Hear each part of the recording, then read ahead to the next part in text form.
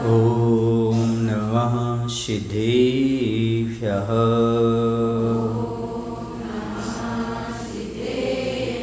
ॐ नमः सिद्धेभ्यः। नमः श्रीवर्धमानाय निर्धूतकलिलात्मने सालोकानां त्रिलोकानां यदि विद्यादर्पणायते यदि विद्यादर्पणायते। बोलिए हिंसा परमो धर्म की। देवादेव श्री आदिनाथ भगवान की। आचार्य गुरुदेव श्री विद्यासागर जी महाराज की। आचार्य समय सागर जी महाराज की।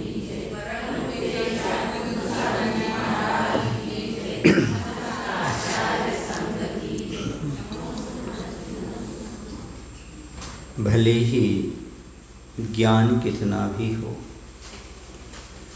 लेकिन वह ज्ञान मिथ्या ही कहलाता है जब तक सम्यक दर्शन प्राप्त नहीं होता। सम्यक दर्शन के उपरांत वह ज्ञान सम्यक ज्ञान में परिवर्तित हो जाता है। ज्ञान होने के उपरांत भी आदमी के पास श्रद्धा होना जरूरी है, क्योंकि मोक्ष महल की प्रथम सीढ़ी याविन ज्ञान चरित्रा। मोक्ष महल का पहला सोपान, पहली सीढ़ी यदि कोई है तो उसका नाम सम्यक दर्शन है। सम्यक दर्शन के बिना ज्ञान और चारित्र की उपलब्धि नहीं होती। सम्यक दर्शन होते ही सम्यक ज्ञान हो जाता है और सम्यक ज्ञान के बाद ही सम्यक चारित्र प्राप्त होता है। भले ये तीनों एक साथ हों, ये सबसे पहले सम्यक होगा। सम्यक दर्शन, सम्यक ज्ञान, सम्यक चारित्र। जब सम्यक चारित्र होगा तभी फिर चेतन की जीत होगी, अर्थात शुद्धात्म तत्व की उपलब्धि होगी, सिद्धत्व का आनंद प्राप्त होगा। जब तक सम्यक दर्शन नहीं तो ज्ञान नहीं, और सम्यक ज्ञान नहीं तो सम्यक चारित्र नहीं, सम्यक चारित्र नहीं तो चेतन की शुद्ध दशा नहीं, और शुद्ध दशा नहीं तो सिद्धत्व का आनंद प्राप्त नहीं होता। शुद्ध परमेष्ठी बनने के लिए सबसे पहली शुरुआत है सम्यक दर्शन की। आजकल सम्यक दर्शन के बारे में समझना बहुत कठिन हो गया है। सम्यक दर्शन के बारे में चर्चा करते हैं तो लोग पता नहीं किन किन को सम्यक दर्शन में आकर लपेट लेते हैं और कहते हैं इनकी पूजा करना भी सम्यक थे, इनकी पूजा करना भी सम्यक थे। कुछ लोगों ने तो देव शास्त्र गुरु के अलावा और भी बहुत सारे जिन शासन देवी देवताओं को भी कहने लगे जिन शासन देवी देवता है। शासन का अर्थ क्या होता है? केवल ज्ञान के उपरांत जिनका काल चलता रहता है वो शासन कहलाता है। जैसे वर्तमान में शासन अपन कहें तो किनका शासन चल रहा है? भगवान महावीर का शासन। अब जिन शासन किनका कहलाएगा? भगवान महावीर का। तो भगवान के महावीर में के शासन में कौन है? भगवान महावीर ही तो है। कौन देवी देवता बोलते हैं? जिन शासन में कोई देवियाँ नहीं होती, जिन शासन में देव होते हैं और वो देवादिदेव अनंत देव होते हैं। बाकी जिनको आप जिन शासन देवी देवता कह रहे हैं, ऐसा कहीं आगम में उल्लेख नहीं मिलता कि जिन शासन देवी देवता कहा जाए। व्यंतर वनवासी जोशियों को कहीं जिन शासन में जिन शासन के देवी देवता नहीं कहा गया। इन्हें देवी देवता तो माना गया है, लेकिन जिन शासन के देवी देवता हैं ऐसे कहीं भी नहीं माना गया, क्योंकि कोई भी देवी देवता जिन शासन का नहीं कहलाता, बल्कि जिन शासन जो स्वीकार कर लेता है वह जिनेन्द्र भगवान का शरणागत हो जाता है। लेकिन उसी तुम देवी देवता मानते हो, ये जिन शासन के देवी देवता हैं इसलिए इनको नमस्कार करना सम्यक्त है, बाकी अन्य देवी देवताओं को छोड़ना क्योंकि उनको अपनाना वो मिथ्यात्व है। ऐसी जो परिपाटी चल रही गलत है, क्योंकि असंयमी और देवियाँ कभी भी जिन शासन के क्या नहीं होते? देवी देवता नहीं होते। असंयमी कभी शासन में देवता नहीं होता है ना, और जिन शासन में कभी भी देवियाँ कोई कालम है ही नहीं, क्योंकि जिन शासन के मात्र देव होते हैं देवाधिदेव। हम आप लोग बोलते भी हो वर्तमान शासन नायक महावीर भगवान की जय। और कौन शासन नायक बनाना चाहते हो आप? हाँ, हम सब उनके शासन में हैं, है ना, लेकिन हम देवी देवता नहीं हैं, समझे ना, पूजनी नहीं है, हमें बनना है, ये बात अलग है, समझ आ रहा है आपको। लेकिन जिन शासन में कोई भी देवियाँ नहीं होती, देवियाँ तो देवियाँ होती हैं, न जन शासन की होती हैं और ना अन्य शासन की होगी। बात समझ में आ रहा है आपको नहीं? वो तो जिस फैकल्टी की हैं सो हैं, चाहे वो अभ्यंतर हों, चाहे वो वनवासी हों, समझ में आ रहा है आप लोगों के नहीं? इसलिए उनको पूजनी नहीं कहा आचार्यों ने। जो ऐसा कह रहे हैं और भगवान के आजू बाजू में बैठा करके पूजा करा रहे हैं, समझो सम्यक से विहीन है, वो सम्यक दृष्टि नहीं हो सकती। सम्यक दृष्टि वही है मात्र अरहंत भगवान को ही सबसे बड़ा देव मानता हो, और शास्त्र और गुरु, इसके अलावा और कोई सम्यक दर्शन के विषय नहीं।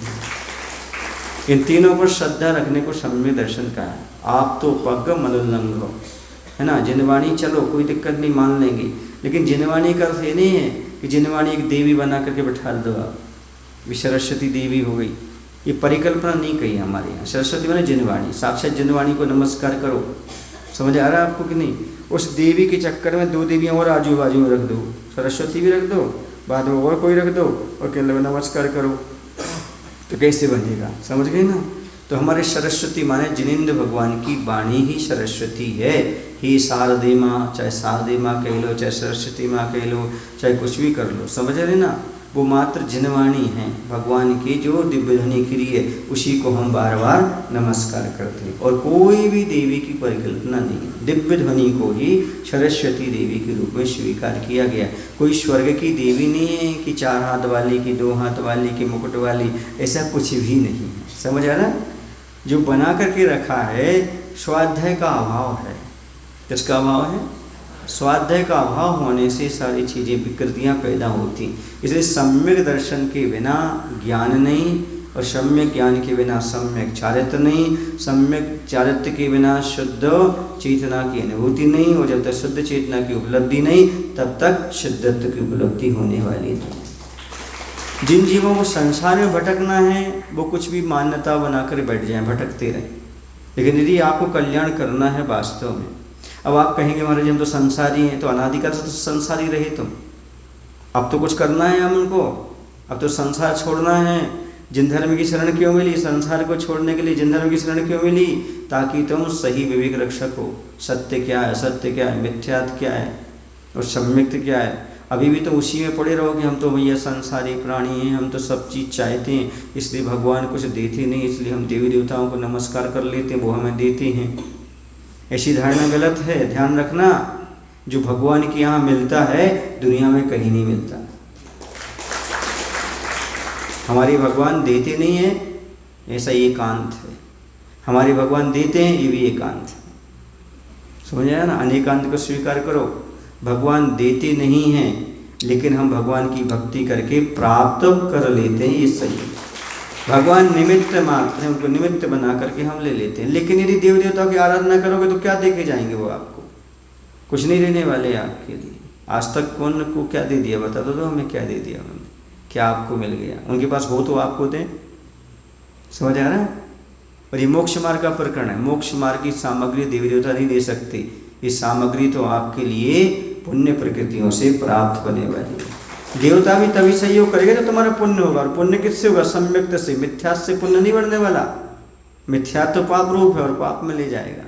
समझ आ रहा आपको? कुछ समझ में आए तो समझ जाना, नहीं समझ में आए तो और पढ़ लेना, और फिर भी समझ में नहीं आया तो एक बार और पढ़ लेना, नहीं आए फिर भी वही बार पढ़ लेना। जितनी बार पढ़ो उतनी बार यही आएगा कि सम्यक उसी का नाम है जहाँ देव शास्त्र गुरु के अलावा और कोई नहीं आता। मात्र देव शास्त्र गुरु, बाकी कोई भी नहीं है। जितने भी ग्रंथ उठा के देखो आप, पंडित नहीं कह रहा हूँ, आजकल के पंडित नहीं कह रहा हूँ, जो आचार्य महान हुए, चाहे समंतवत महाराज, चाहे कुंदकुंद महाराज, अकलंक देवों, समझ ये कहा है। क्या कहा उन्होंने? आप्त आगम तपोभृताम। आप्त माने सच्चे देव, हाँ, आगम माने जिनवाणी, और तपोभृताम माने साधु, देव शास्त्र गुरु। इसके अलावा कुछ भी नहीं। सम्यक्त की प्राप्ति में यही ही कारण है। बाकी सारे के सारे आपको सम्यक्त से च्युत करने वाले हैं। ये ध्यान रख करके आगे कार्य करो। अब आगे चलते हैं। चूँकि ये बात थी तो भूमिका जमाना पड़ी। आज स्नेहा का प्रीति बिना रीति नहीं और रीति बिना गीत नहीं, तो यहाँ पर और शादित शाश्वत तत्व का वही प्राप्ति तभी होगी हमारे लिए। अब आगे यह बात सही है कि पुरुष होता है भोक्ता और भोग्या होती प्रकृति। प्रश्न नंबर 392। जब भोक्ता रस का स्वाद लेता है, लाड़ प्यार से लाड़ का सिंचन कर रस को और सरस बनाती है रचना की मिस प्रकृति भी। रचना की मिस प्रकृति भी लीला प्रेमी दृष्टा पुरुष अपनी आँखों को जब पूरी तरह विस्फारित कर दृश्य का चाव से दर्शन करता है तब क्या। यहाँ पर पुरुष और प्रकृति का खेल चल रहा है। पुरुष कौन है, प्रकृति कौन है, तो बता रहे हैं कि यह बात सही है कि पुरुष भोक्ता और भोगने वाला होता है, तो प्रकृति भोग्या भोगने योग्य होती है। चाहे शरीर हो, चाहे जो भी संसार की वस्तुएं, वो सब भोग पदार्थ हैं। और भोगने वाला कौन है, आत्मा है। समझ आ रहा ना। और ऐसा होता है कि भोगता चला जाता है, भोग पदार्थ यहीं पड़ा रह जाता है। भोगता चला जाता है, भोग पदार्थ यहीं पर पड़ा रहता है। भोक्ता पुरुष जो श्रमी यानी श्रम करने वाला है, आश्रय सहारे की इच्छा रखता है, ऐसे भोक्ता को प्रकृति सहयोग प्रदान करती है। तो यहाँ पर ये कहा कि जब तक यह स्वाद लेता रहता है, जब भोक्ता रस का स्वाद लेता है तो लाड़ प्यार से लाड़ का सिंचन करके रस को और सरस बनाती है रचना की मिश्र प्रकृति। प्रकृति भी उसके लिए और स्वादिष्ट बना देती है। और कह रहे हैं कोई लीला प्रेमी दृष्टा पुरुष अपनी आँखों को जब पूरी तरह विस्फारित करके दृश्य का चाव से दर्शन करता है तब क्या है, प्रमत्त व्रता प्रकृति सो पलकों के बहाने आँखों की बाधाओं को दूर करती पल पल लहलाती सी सहलाती सी। पुरुष योगी होने पर भी प्रकृति होती सहयोगिनी उसकी साधना की शिखा तक साथ देती रहती। वह श्रमी आश्रयार्थी को आश्रय देती रहती सदोहिता स्वास्थता होकर के। और कह रहे बात ऐसी है, कोई भोक्ता पुरुष है और वह श्रम करने वाला है और आश्रय सहारे की इच्छा रखता है, हमें किसी का सहयोग मिले, ऐसे भोक्ता को प्रकृति सहयोग प्रदान करती है। जैसे भोक्ता यदि रस का स्वाद लेना चाहता है, किसका स्वाद लेना चाहता है, रस का स्वाद लेना चाहता है, तो लार के बहाने रसना उस रस को और सरस बना देती है। प्रकृति माने शरीर, जो आपका शरीर में जो रसना है और उसको और लार दे करके रसदार बना देती है और स्वादिष्ट बना देती है। भोक्ता यदि देखना चाहता है तो प्रमाद से रहित पलकें प्रकृति रूपी अपने कर्तव्य में लीन हो आँखों की बाधाओं को दूर कर सहलाती झपकती हुई दृष्टा पुरुष की दृश्य अवलोकन में सहयोग प्रदान करती है। जैसे जीभ काम करती है रस में, ऐसे देखने के लिए पलकें भी अपना काम करती रहती देखने के लिए। यदि पुरुष योग साधना में लीन होना चाहता है तो प्रकृति साधना की चरम सीमा तक उसका साथ देती है, स्वास्थ्य रहकर सबका हित चाहती हुई। शरीर क्या करता है, यदि कोई जीव अपना कल्याण करना चाहे तो शरीर उसका सहयोग कल्याण के लिए दे देता है, ये कहने का तात्पर्य है। यह कहना भी अनुपयुक्त नहीं है कि पुरुष में जो कुछ भी क्रियाएं प्रतिक्रियाएं होती हैं, चलन स्फुरन स्पंदन उनका सबका अभिव्यक्तिकरण पुरुष के जीवन का ज्ञापन प्रकृति पर ही आधारित है। यहाँ पर यह कहना भी गलत नहीं होगा कि पुरुष में जो कुछ भी क्रियाएं प्रतिक्रियाएं हलन चलन स्पंदन आदि होता है उसका व्यक्तिकरण पुरुष के जीवन का अस्तित्व प्रकृति पर ही आधारित है। देखो जैसे कोई क्रिया आप करोगे तो शरीर के बिना कर लोगे क्या, हैं? इस शरीर के माध्यम से तो ज्ञात होता है, आप हिल रहे हो, डुल रहे हो, जीवित हो, क्या कर रहे हो, ये सारी जो भी क्रियाएं आप करोगे ये इसका व्यक्तिकरण माने सामने दिखाई कब देगा, जब शरीर होगा।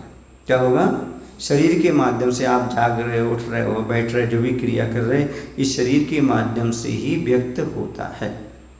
समझ आ रहा है? तो ये सहयोग बन जाता है। कौन बन जाती है, ये शरीर या इसी का नाम आचरण यहाँ पर प्रकृति शब्द दिया है। प्रकृति यानी नारी, नाड़ी के विलय में पुरुष का जीवन ही समाप्त। नाड़ी समझते ना, नाड़ी, इससे तो मालूम पड़ता है ये नाड़ी धड़क रही है तो मालूम पड़ता है ये जीवित है, और ये नाड़ी नहीं फड़क रही तो गया। अंत समय क्या करते, डॉक्टर को बुला के देखना भैया, वो कहता बस खत्म, यहाँ की देखता है, यहाँ की देखता है, पेट की देखता है, पैर की देखता है, पर कह देता किसी में कोई एक्टिविटीज़ नहीं है, ये चले गए। समझ गए? तो शरीर से ही व्यक्तिकरण होता है, ये जीवित है या ये चला गया। प्रकृति का अर्थ नारी भी है। जैसे नाड़ी के बिना अर्थात रुकने पर पुरुष का जीवन ही समाप्त हो जाता है, उसी प्रकार प्रकृति के बिना संसारी पुरुष नहीं रह सकता। आपसे पूछा जाए आपने जीव देखा है? कितने लोगों ने जीव देखा है? तो जीव की रक्षा कैसे करते हो? शरीर को देखा है। किसको देखा है? जैसे चींटी है तो शरीर से मालूम पड़ता है, वो शरीर का चलता रहता है तो मालूम पड़ता है इसमें जीव है। किसके माध्यम से देखा? शरीर। उस शरीर का नाम ही प्रकृति कह रहे हैं, वह प्रकृति है, उससे मालूम पड़ता है ये जीव है कि नहीं है। समझ गए ना? सारे कार्य, यदि वह शरीर हिलना डुलना बंद कर दे तो समझना है उसमें से जीव निकल गया, चला गया, क्योंकि उसमें स्पंदन नहीं हो रहा, नाड़ी नहीं चल रही है। और नाड़ी भी पौद्गलिक ही है, जो हाथ की नाड़ी है ना वो भी क्या है? पौद्गलिक है। कहते हैं यदि आदमी का शारीरिक स्वास्थ्य खराब होता है तो नाड़ी देखी जाती है ना, और यदि मानसिक स्वास्थ्य खराब हो तो घर में बैठी नाड़ी देखी जाती है। नहीं आया समझ? कैसे बोलूं? कैसे बोलूं? हाँ, यदि आदमी का मानसिक स्वास्थ्य खराब हुआ है तो मालूम करना हो तो कैसे करें? यदि किसी का शारीरिक स्वास्थ्य खराब हुआ हो तो, यदि शारीरिक स्वास्थ्य खराब हुआ है तो उसकी हाथ की नाड़ी देखो, और यदि उसका मानसिक स्वास्थ्य खराब हुआ है तो घर में बैठी उसकी नाड़ी को देखो। हाँ, मालूम पड़ जाता है कुछ ना कुछ खटपट हुई है बेटा, तभी तो आपका चेहरा डाउन लग रहा है, आपकी मानसिकता गड़बड़ लग रही है, घर में अपनी नाड़ी से खटपट हो गई है, कहीं ना कहीं तो गड़बड़ हुआ है। और इस शरीर का स्वास्थ्य गड़बड़ होता है तो ये नाड़ी देखी जाती, समझे ना? और दोनों धड़कना बंद कर दे तो काम खत्म। इसी नाड़ी की तड़फन और नाड़ी की धड़कन दोनों से आदमी का मानसिक और शारीरिक स्वास्थ्य ज्ञात होता है ना? और अपन ने ये सोचा जब हाथ की नाड़ी साथ नहीं देगी, क्या हाथ की नाड़ी जब साथ नहीं देगी, मैंने क्या सोचा? जब हाथ की नाड़ी साथ नहीं देगी तो ये बीच में आने वाली नाड़ी क्या साथ देगी? इसलिए ब्रह्मचर्य का पालन करो, ये भी स्वस्थ रहेगी और उसका तो कालम नहीं दूर रहोगे। समझ आ रहा है ना? हाँ, तो जब ये नाड़ी साथ नहीं देती बाबूजी तो ये नाड़ी क्या साथ देगी? कोई साथ नहीं, सब अपने अपने समय से जुदा हो जाने वाले। कौन रह जाएगा? अकेला यह आत्मा रह जाएगा। समझ आ रहा ना? ये समझ करके ही ना बंधन का सुख और ना छूटने का दुख, समझे ना? इससे परे रहो और ब्रह्मचर्य का पालन करते रहो। समझ आ रहा ना? तो मन भी स्वस्थ रहेगा और तन भी स्वस्थ रहेगा। इस नाड़ी की भी चिंता नहीं और उस नाड़ी की भी चिंता नहीं।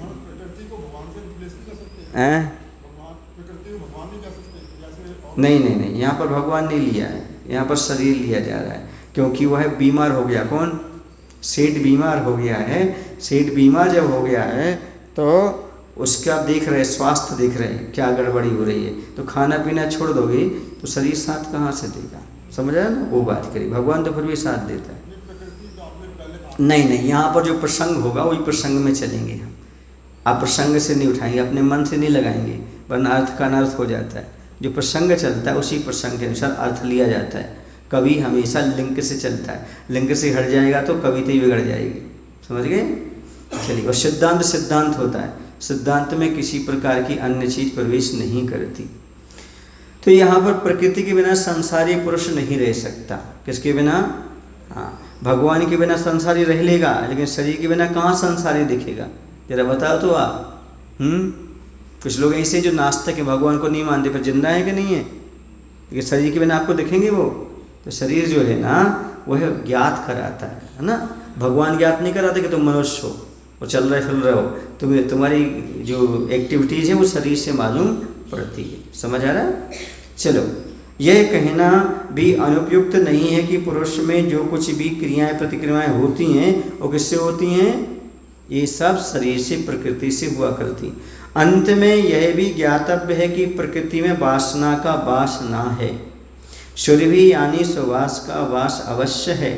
विविध प्रकार की विकार की दशा में पुरुष वासना का दास हो वासना की तृप्ति हेतु परिक्लांत पथिक की भांति प्रकृति की छाँव में आंखें बंद कर लेता है और यह अनिवार्य होता है पुरुष के लिए। तब यह भी जानना जरूरी होगा हमारे लिए कि प्रकृति में वासना का वास नहीं है। शरीर के अंदर कोई वासना नहीं है।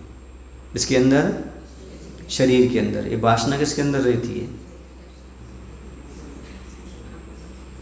वासना शरीर के अंदर नहीं होती, आदमी के मन में होती है। कहाँ होती है?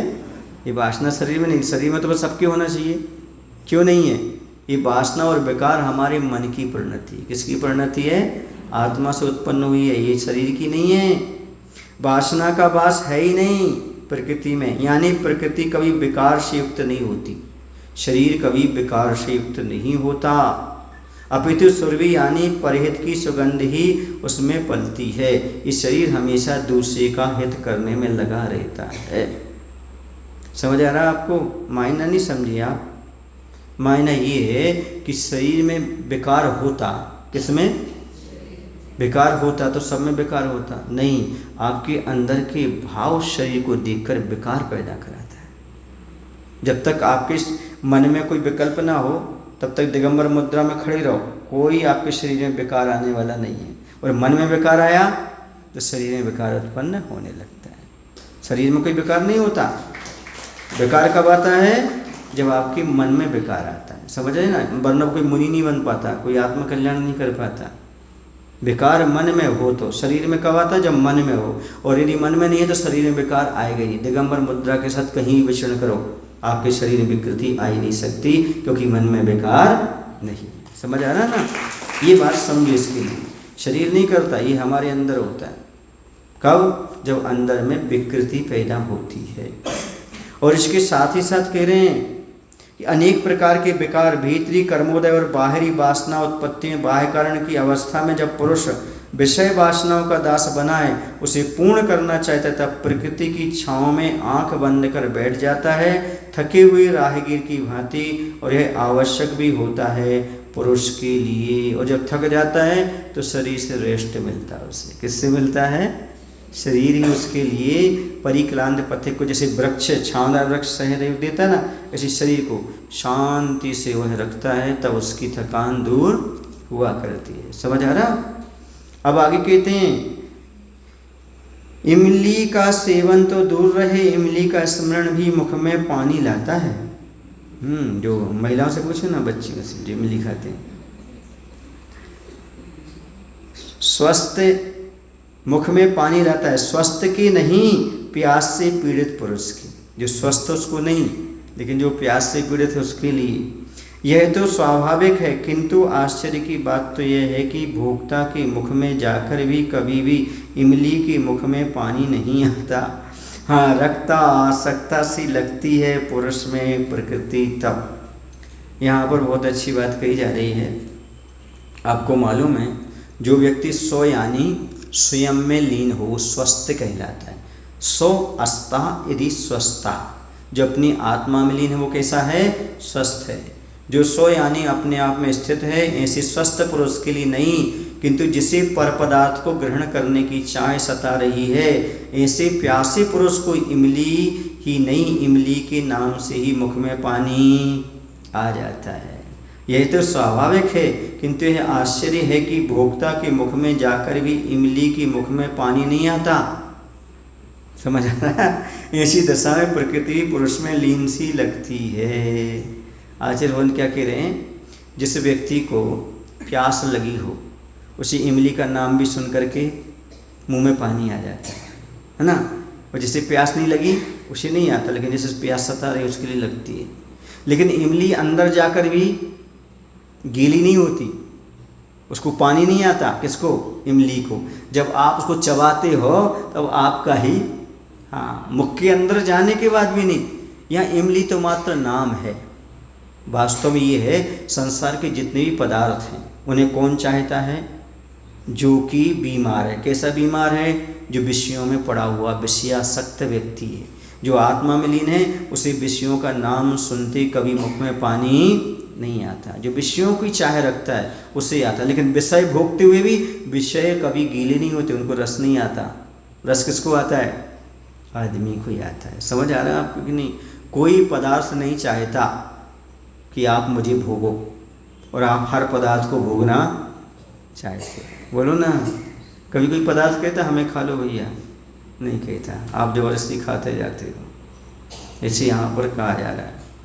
अब आगे कहते हैं इसके साथ साथ ही कि यही तो पुरुष का पागलपन है, पामरपन, जो युगों युगों से विवश हो हवस के बस होता आया है।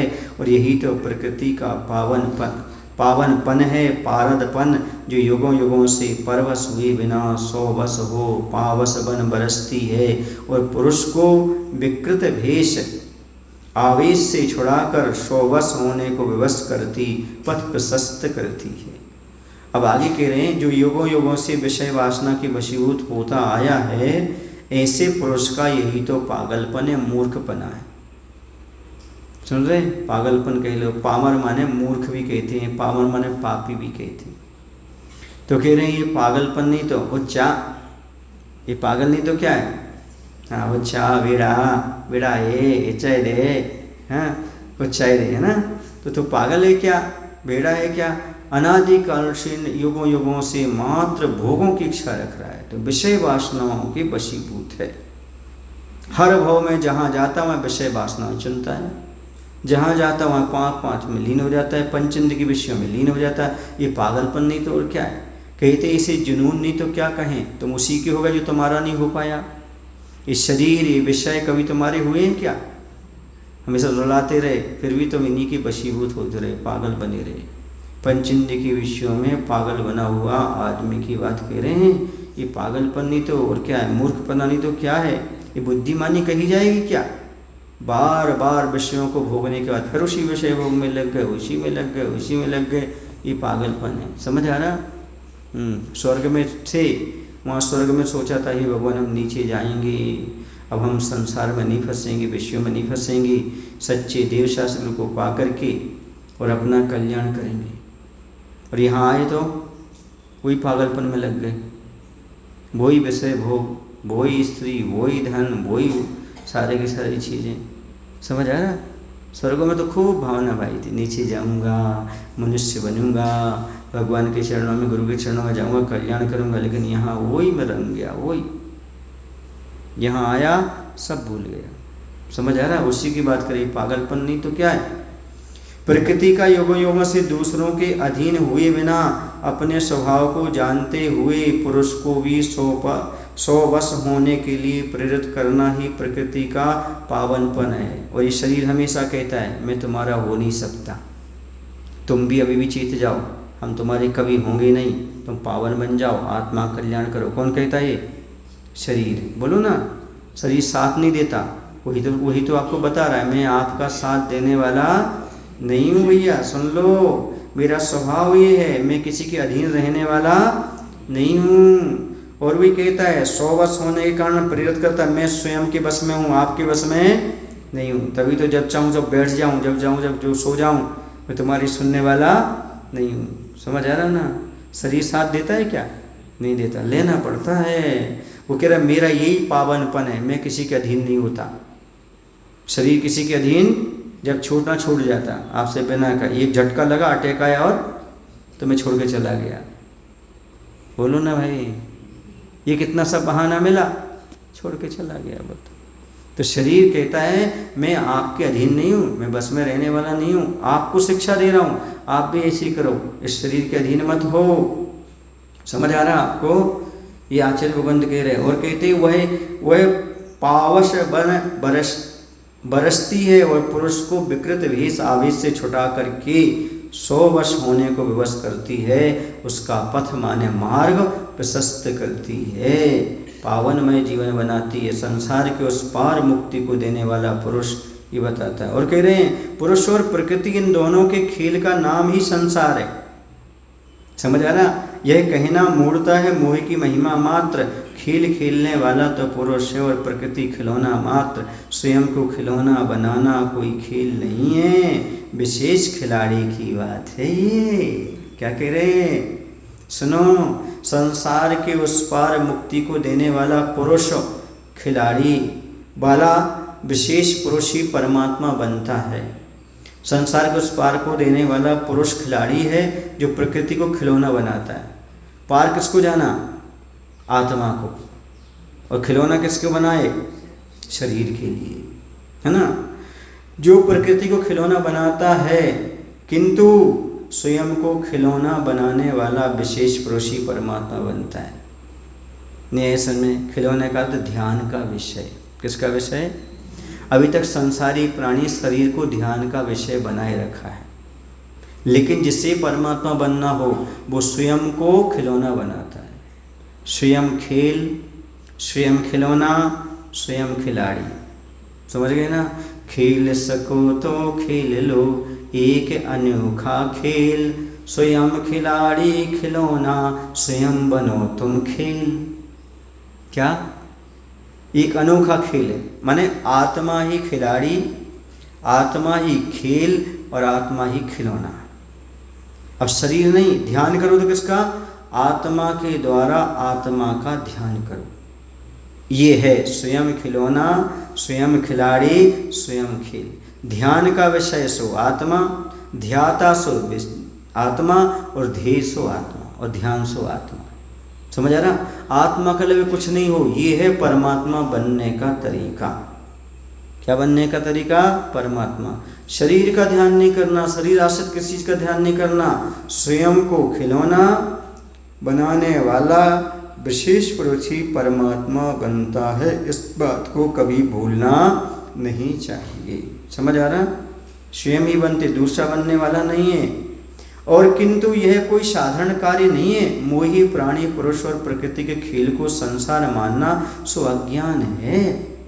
अज्ञान किसका नाम है? क्या?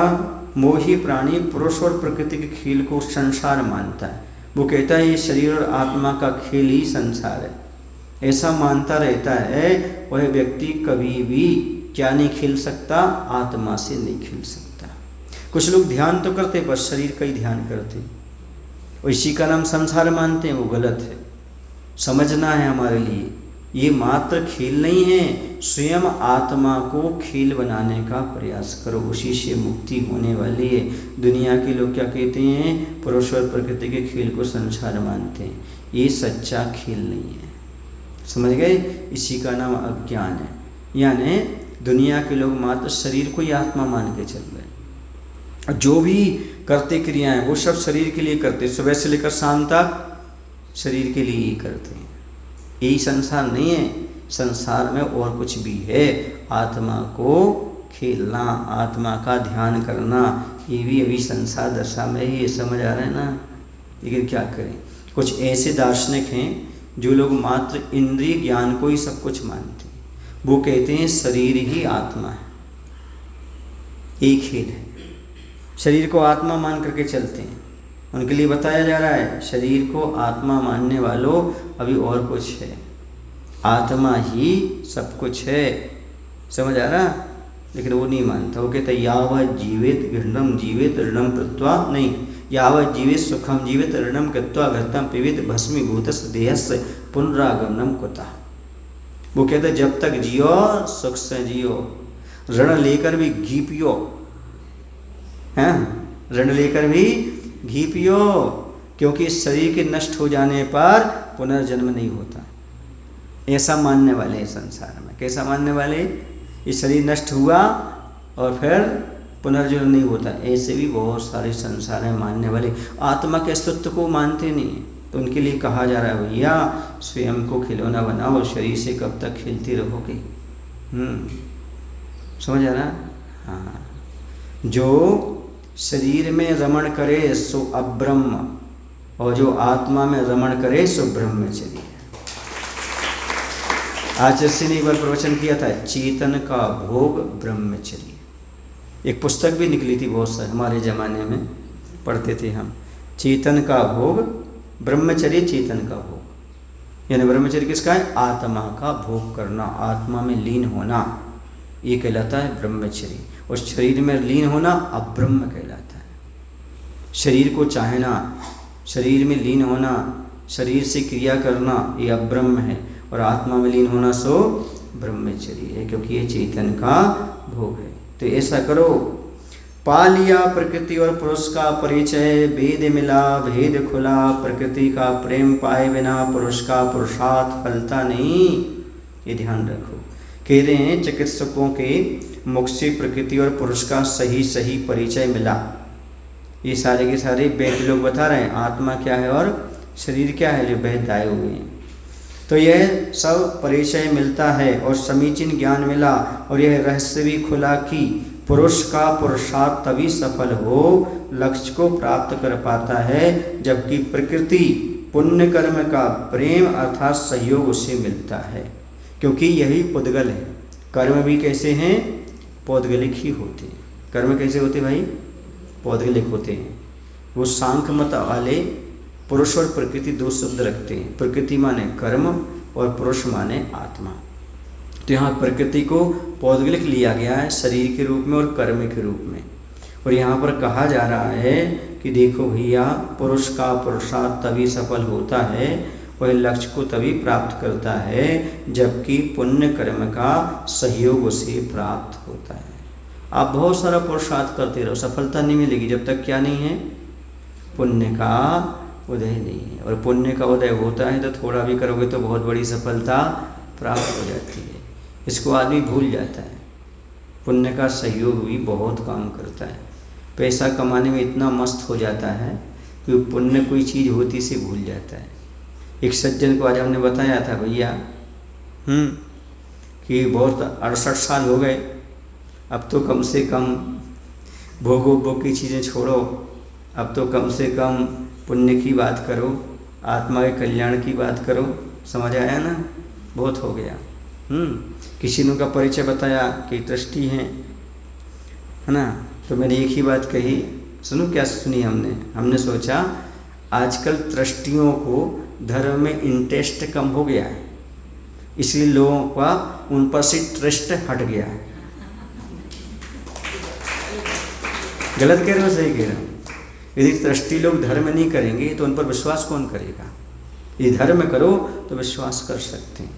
और यदि तुम ट्रस्टी होकर के भी ट्रस्ट में नहीं रह रहे, विश्वास में नहीं रह रहे, तो वह कैसे ट्रस्टी हो? ट्रस्टी वो होते जो विश्वसनीय होते हैं, पारदर्शिता रखते हैं, विश्वास पात्र होते हैं। समझ आ रहा है आपको कि नहीं? सारी समाज के विश्वास पात्र को ट्रस्टी कहा जाता है। समझ रहे ट्रस्टी लोगों? मैं आप लोगों की परिभाषा बता रहा हूँ, आपकी बुराई नहीं कर रहा हूँ। हाँ सही बता रहा। हाँ ठीक। चलो कोई तो समर्थन करता मिला।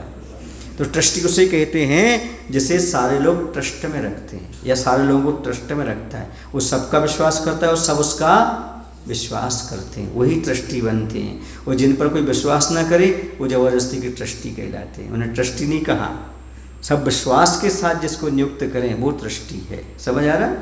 चलो आगे चलें। बीच में आप लोग दिख जाते तो बोलना पड़ता है मुझे। तो पुण्य कर्म है तो ही काम आता है ना? लेकिन कई जगह कहा है लोग गलत करते रहते हैं महाराज। हाँ, तो उनका भी पुण्य काल साथ दे रहा है, गलत भी कर रहे हैं फिर भी पुण्य साथ दे रहा है, इससे उनका कोई बिगाड़ नहीं हो रहा। लेकिन लिखा है किसी ने, जब तक तेरे पुण्य का बीता नहीं करार, तब तक तुझको माप है ओगन कर दूं 1000। जब तक तेरा पुण्य का घड़ा भरा है ना, जब तक कर लेती हूँ पाप, बहुत ओगन कर लो, लेकिन जिस दिन पाप का घड़ा फूटेगा उस दिन बेटा तुम्हें समझ में आ जाएगा। जब तक पुण्य चल रहा है, जब तक चल रहा है, बाकी पुण्य गया सो सब गया। समझ आ रहा? महाराज कौन ने देखा पुण्य, कौन ने देखा पाप? अबे तो मजा कर लो, ऐश कर लो। ऐसे भी दुनिया में लोग हैं भैया, उन्हें ना पाप पर भरोसा है, ना पुण्य पर भरोसा है, ना किसी चीज़ पर भरोसा है। ऐसे लोगों को जब आदिनाथ से लेकर महावीर नहीं समझा पाए, फिर हम किस खेत की मूली हैं, अपन तो भैया मामूली हैं। समझ आ रहा? फिर भी कर्तव्य बनता है। कल बताया था ना बिच्छू को उठाने का, पर बिच्छू फिर डंक मार देता, कर क्या सकते। उसका स्वभाव, वो जाने अपना स्वभाव। तो हम तो बार बार यही कहेंगे, यही समझाएंगे, हे ट्रस्टियों अब तो ट्रस्ट में आ जाओ, देव सतगुरु पर ट्रस्ट रखो। समझ आ रहा? अब तो कम से कम कल्याण करो।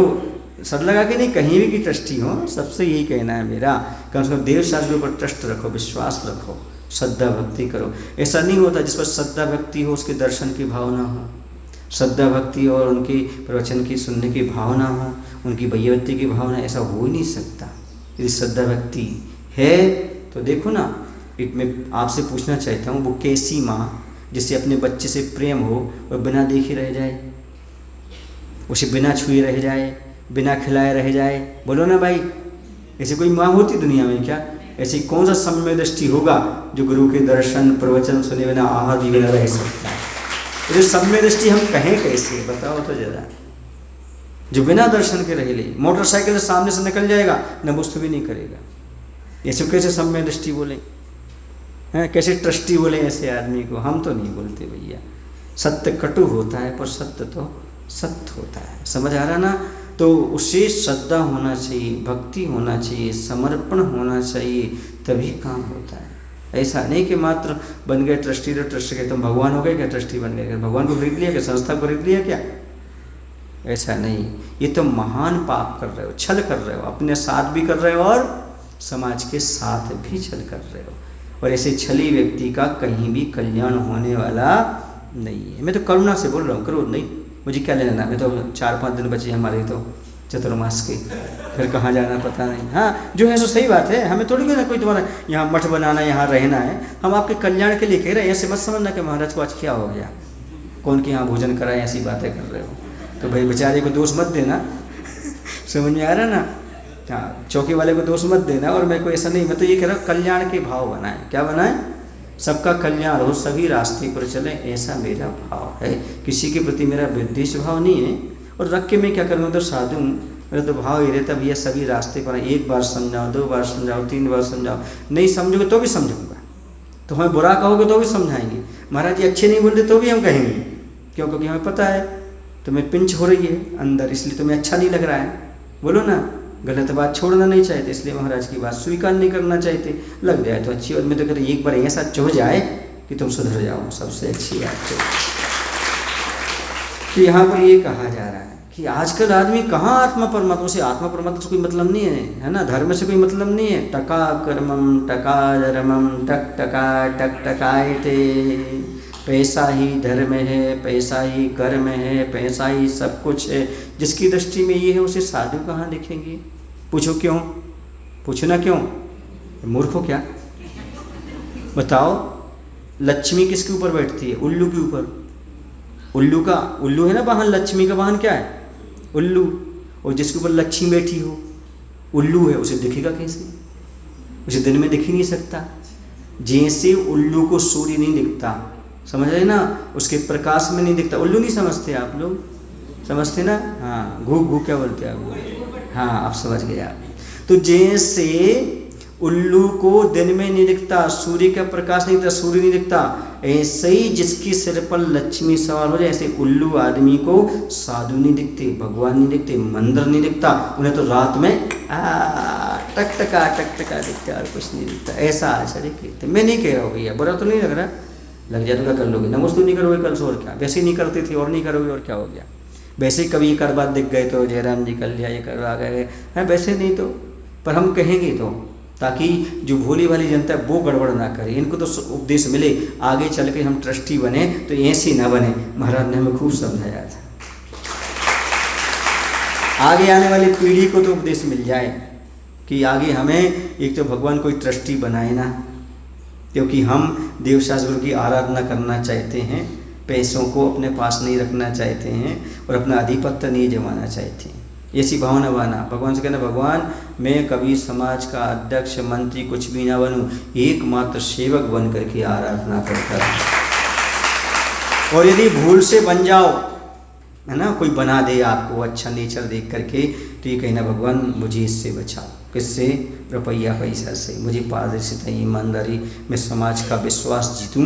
ये विश्वास ही हमारी सबसे बड़ी कमाई है, सबसे बड़ा चीज। विश्वास मत खोना, ये तब आपका। और मंदिर मत छोड़ना, और पूजन मत छोड़ना, और साधु मत छोड़ना। सुन रहे ना? यदि अपने जीवन में आगे भविष्य में कुछ चाहिए तो अभी तो पुण्य का उदय है, तुम्हें सब कुछ मिल रहा है, लेकिन अब जब पुण्य समाप्त होगा, पर्याय बदलेगी, तब मालूम पड़ेगा क्या स्थिति है, कैसा नहीं। समझ आ रहा है ना? हाँ, ये महाराज करुणा करके उपदेश दे रहे हैं, बुरा नहीं मानना, है ना, बुरा लग जाए तो सुधर जाना, और कोई बात नहीं। तो यहाँ जब तक पुण्य का उदय है तभी सफलता मिलती है, वरना सफलता मिलने वाली नहीं है। सफलता चाहते हो तो कुछ अपने जीवन में पुरुषार्थ के साथ साथ क्या करना स्वीकार करो? धर्म करना स्वीकार करो। चिकित्सकों के मुख से निष्कर्ष के रूप में परिवार ने सुन स्वीकार लिया यह, और सविनय निवेदन किया, सेठ जी को आरोग्य शीघ्र प्राप्त हो, रोग का प्रतिकार हो, ऐसा उपचार करो। बताए गए पथ्य का पालन 100% किया जाएगा। जो कहो, जैसा कहो, सो वैसा स्वीकार है। ऐसा यदि सब लगा के कर लें तो कल्याण हो जाए। जैसा यहाँ पर कह रहे, क्या कह रहे? पुरुष के जीवन में प्रकृति का मूल्य सुन परिवार ने सविनय निवेदन किया वैद्यों से, सेठ जी शीघ्र आरोग्य स्वस्थ हों, ऐसा उपचार करें। आपके निर्देशानुसार ही पथ्य का 100% पालन किया जाएगा। आप जैसा कहें, जो कहें, तो सब स्वीकार है। रोग का प्रतिकार हो, बस हमारा रोग निकल जाए, ऐसा निवेदन किया जा रहा है। किससे? वैद्य से। ऐसे आप निवेदन करो, महाराज हम आप जैसा कहोगे हम वैसा करेंगे, हमारी विकृतियां समाज की निकाल दो। लेकिन तुम नहीं, तो विकृति में बैठे वो आए तब तो समझा, तुम्हारा निवेदन से नहीं होगा। सा परिवार आए और वह जैसे सेठ स्वीकार कर रहा है। यही तो सबसे बड़ी गलती है, सबसे बड़ी कमी यही है ना? मेरे अंदर कोई कमी ना है, यही तो कमी ना है।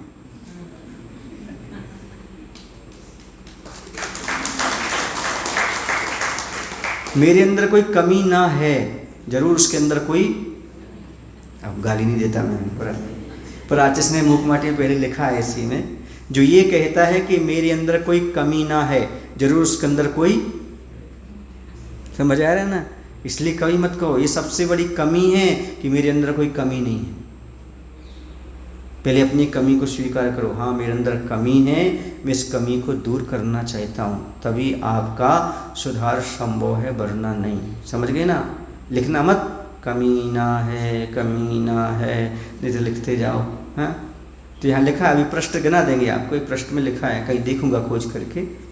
हाँ, जो ये कहते हैं कि मेरे अंदर कोई कमी ना है, जरूर उसके अंदर एक, हाँ, कमी ना, ऐसा है। आचिस ने लिखा, मैं नहीं बोल रहा हूँ। ये कमी ना गाली नहीं है, उस व्यक्ति को समझाया जा रहा है, उसे समझाया जा रहा है कि भैया तो दुनिया को भी तो कमी खोजता है, खुद की कमी तो देख लो पहले। हाँ, ये सुने, कम वक्त एक गाली कहते हैं आप लोग। कम वक्त गाली नहीं है, जिसके पास धर्म के लिए वक्त कम हो वही कम वक्त है।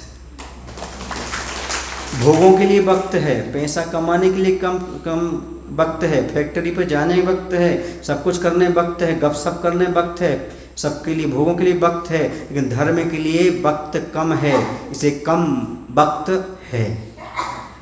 समझ आ रहा ना? हाँ, क्योंकि धर्म के लिए वक्त कम है। वही कौन है?